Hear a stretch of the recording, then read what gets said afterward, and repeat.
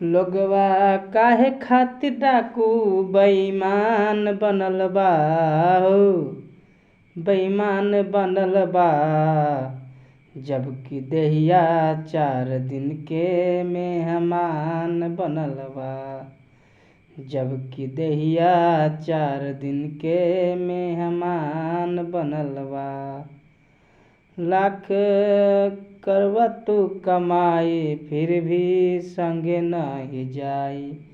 लाख करबा तू कमाई फिर भी संगे नहीं जाई।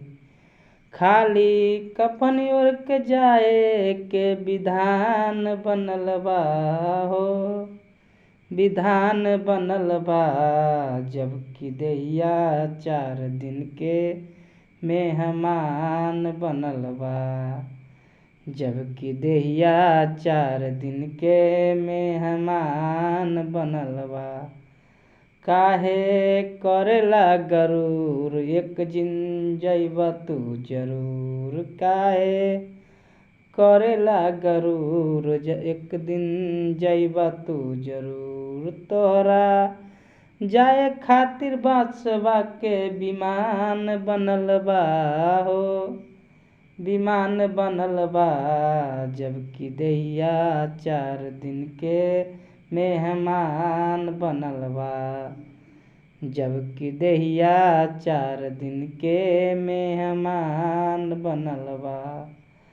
सुंदर पबरे बारतन करला हरि के भजन। सुंदर पबले बारतन कैला हरि के भजन। तोरा खातिर गीता अउरी कुरान बनल बा हो, कुरान बनल बा। जबकि देहिया 4 दिन के मेहमान बनल बा।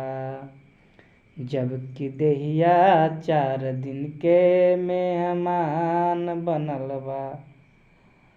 कैला दीनन उपकार बाटे यही में उधार। कैला दीनन उपकार बाटे यही में उधार। तोहरा यही खातिर बुद्धि और ज्ञान मिलल बा हो, ज्ञान मिलल बा। जबकि देहिया 4 दिन के मेहमान बनल बा। जबकि देहिया 4 दिन के मेहमान बनल बा।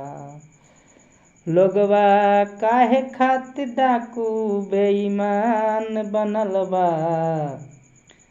लोगवा काहे खातिर डाकू बेईमान बनल बा।